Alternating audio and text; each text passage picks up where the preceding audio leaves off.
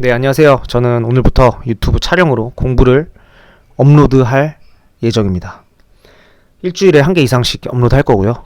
저는 이제 내가 공부했던 내용들을 요약을 해서 유튜브로 말을 하면서 복습한다는 내용으로 콘텐츠는 아니고요. 올려보려고 해요. 여러분들께 도움이 될지 모르겠지만 바로 시작해 볼게요. 자, 오늘은 어떤 걸 거냐면 인지심리학 전공 아주대학교에서 인지심리학을 전공하신 김경일 교수님 요 강의에 대해서 저의 의견과 이 강의에 대한 내용을 말씀드리겠습니다. 우선은 코로나 시대에 어떻게 공부해야 할 것인가를 인지심리학적 측면에서 바라본 사람의 심리와 공부와의 관계에 대해서 말씀드려 볼게요. 자, 제가 이런 식으로 이제 요약을 했는데 공부한다고 생각하고 말씀드리는 점 조금 이해해 주시고요. 도움이 될지 모르겠어요, 솔직히. 근데 제가 이 영상을 찍고 올리는 이유는 이제 저를 위해서입니다, 솔직히. 그리고 봐주셨으면 조금 감사하겠습니다. 자, 인지심리학을 공부에 대비해서 자, 심리학과 공부가 어떤 관계가 있을까? 그거에 대해서 말했는데 자기 자신의 의지력은 믿지 마라. 그게 어떤 상황이냐면 사람이 공부를 하잖아요. 근데 의지력보다는 이 교수님이 말씀드린 건 자기 자신을 좋은 상황으로 놓아주는 습관을 바뀌어라 라고 말씀하셨어요. 인지심리학 교수님께서 말씀하신 이제 첫 번째, 두 번째, 세 번째가 있는데 자, 이 카테고리를 설명드릴게요. 우선 첫 번째는 자세가 바뀌면 생각이 바뀐다예요. 두 번째, 인간은 감각의 수가 많아질수록 더욱 많이 합습 및 발전한다. 마지막 세 번째, 키보드와 펜으로 사용을 하면 어떤 장점 및 단점이 있을까? 이렇게 세 가지로 요약이 됩니다. 자, 우선 첫 번째, 자, 자세가 바뀌면 상황이 변화한다. 자, 요 말이 어떤 말이냐면, 자, 우선은 이 교수님께서 말씀하신 게 고권력자의 자세를 5분만 취해도 긴장감이 사라진다고 합니다. 그 말은 뭐냐면 내가 움츠려져 있는 자세를 취하면 그만큼 사람이 소극적이고 소심해진다고 하고 내 어깨를 펴고 당당히 걷는다고 생각을 하면 그만큼 그 사람이 자신이 있어 보이고 그 사람조차 자신 있게 행동을 한다는 말씀이에요. 그러니까 나의 자세가 어떤 자세이냐에 따라 나의 행동까지 바뀌어준다는 거죠. 그렇다고 어깨를 펴고 다니지 말고 내가 약간 저권력자인 자세로 다소곳하게 있다고 해도 나쁜 점만 있는 거 아니에요. 그렇게 되면 특징이 크게 관찰을 하지 못하지만 소극적인 자세일수록 그 대상에 대해서 세심하게 관찰을 한다고 합니다. 자, 이 두 가지 포인트를 공부랑 연결해 볼게요. 고권력자, 학습적인 측면에서 봤을 때 고권력자 막 이러고 있는 모습, 그 모습은 디테일은 약해도 그 내용의 큰 틀, 전반적인 내용은 알기가 쉬워짐. 그러니까 예를 들어 뭐 어떤 것에 대해 설명을 할 때 큰 틀, 줄거리를 일일이 다 말을 못하지만 그게 어떻게 되는지 큰 틀은 말할 수 있는 거고, 저권력자의 움츠려진 자세는 큰 틀 안에 있는 디테일을 알 수 있다고 합니다. 그리고 교수님께서는 온라인 학습에서 오프라인 학습보다 더욱더 권력자의 자세를 능동적으로 취할 수 있다고 합니다. 자, 사람은 예를 들어 온라인이 아닌 내가 직접 가서 강의를 듣는다고 생각하면 주변에 이제 많은 사람들이 있겠죠. 근데 강의 하시는 분이 계세요. 거기서 제가 이렇게 사람들 상황이 있기 때문에 내가 더 능동적으로 발표를 한다거나 적극적으로 이렇게 할 수 없다는 거예요. 자, 이제 두 번째입니다. 인간은 감각의 수가 많을수록 더욱 많이 학습한다. 강의를 하신 김경일 교수님께서 말씀했어요. 이제 강의가 끝나고 강의에서 가장 학습을 많이 한 사람은 누굴까요? 그랬더니 본인 자신이랍니다. 왜냐?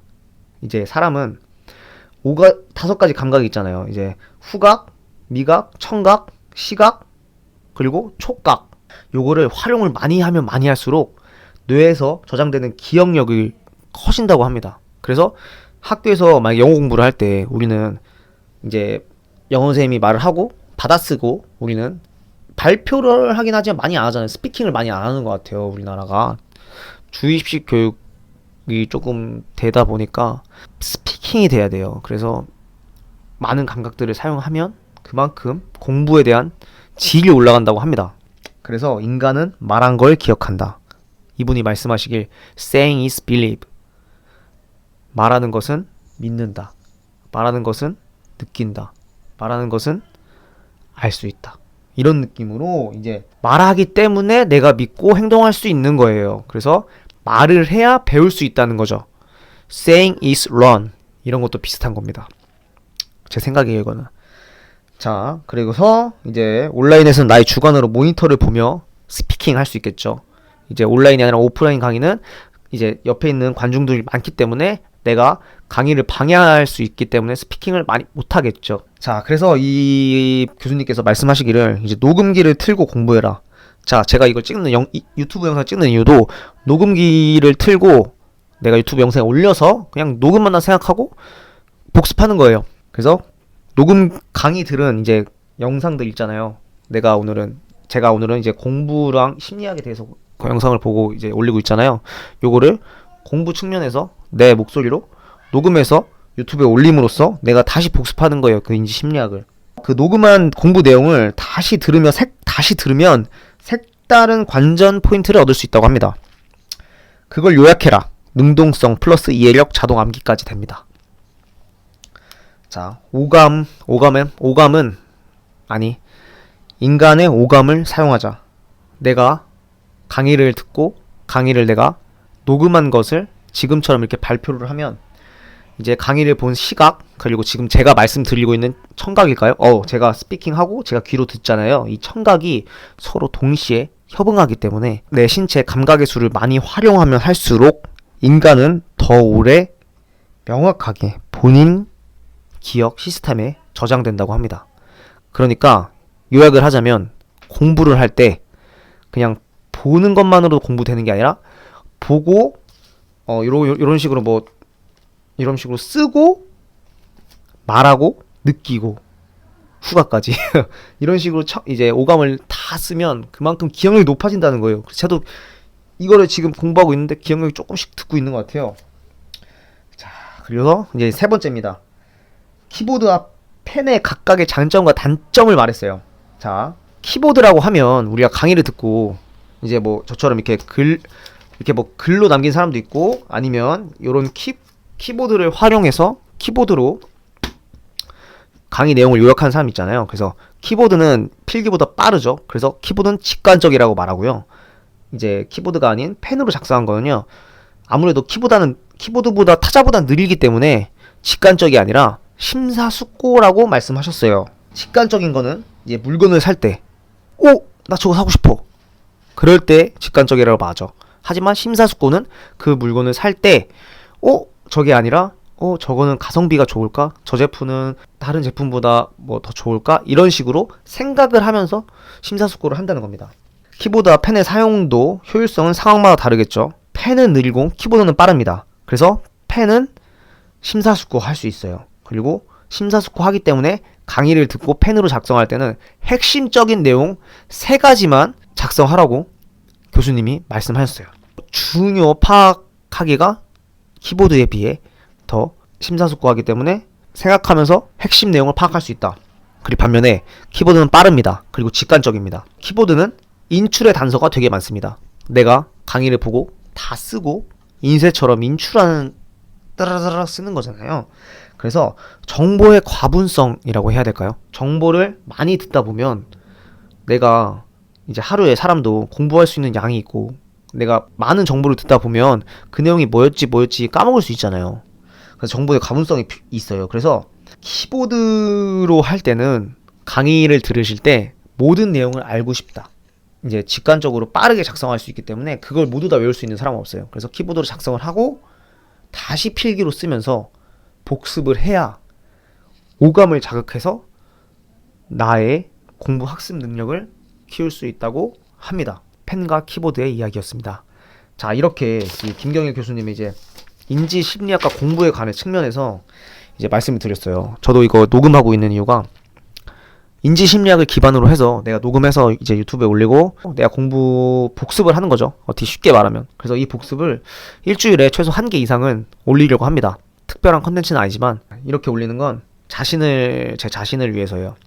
앞으로 이제 유튜브에 공부에 관련된, 아니요, 공부가 아니라 그냥 제가 보고 느낀 것에서 여러분들과 공유를 하고 싶어요. 그래서 이제 결론을 말씀드리자면, 공부와 인지 심리학에 관해서 연관성을 말씀드렸어요. 그게 이제 사람이 무언가를 배울 때 신체의 오감을 다 사용해서 배우면 훨씬 더 이제 습득력, 뇌에 결합되는 기억이 높아진다. 효율성이 높아진다. 그리고 사람은 의지력보다는 상황이다. 상황을 바꿔야 내 의지력을 높일 수 있다. 자, 그 말이 뭐냐면, 예를 들어 제가 퇴근길에 햄버거를 일주일에 5번 정도 사 먹는 사람이었어요. 근데 내가 퇴근길에 한 번만 사 먹겠다, 이렇게 말한 사람들은 그 약속을 지킬 수 있겠지만 그게 마음처럼 쉽지 않다는 얘기입니다. 하지만 그 상황을 바꾸면 내 의지력보다 퇴근길에 햄버거 집을 지나가는 상황이 아니라 퇴근길에 햄버거 집을 가지 않고 다른 곳으로, 그래서 코로나 시대에 어떻게 공부할 것인가를 인지 심리학적인 측면에서 심리학과 공부를 연결해서 했는데, 이걸 보고 많이 느꼈어요. 공부와 인지적 심리학과 연결을 지어서 사람의 행동에 따라 공부할 수 있는 효율이 높아질 수도 있고, 사람의 신체 능력, 오감을 다 사용할 때 다 사용해줘야 훨씬 뇌에 저장되는 기억력이 높아진다. 이걸 듣고 진짜 공부를 잘하는 사람들은 다 이유가 있구나. 학창시절 공부를 하는데 얘는 공부 오래 많이 하는 것 같지 않은데, 난 열심히 하는데 왜 실력이 안 늘까, 이렇게 생각하시는 분도 있잖아요. 저도 그랬고.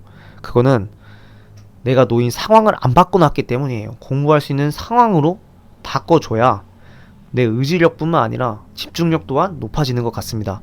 제가 지금 이 유튜브를 찍고 있는 동안에도 저는 유튜브에 집중하고 있지만 유튜브로 올릴 것에 대한 또 다른 집중이 있어요. 그렇기 때문에 내가 이 혼자 독학하는 것만큼 100% 집중은 하지 못할 거예요. 하지만 이렇게 내가 영상을 찍으면 이 내용을 복습할 수 있을 것 같아서 그래서 찍게 되었습니다. 끝까지 봐주셔서 감사하고요. 저는 앞으로 일주일에 1개 이상 저에 대한 생각과, 공부라기보다는 저는 배움이 더 중요하다고 생각합니다. 공부는 그대로 배움이에요. 인생은 배움이고 경험입니다. 이 경험을 공유하고 올려보겠습니다. 네, 감사합니다.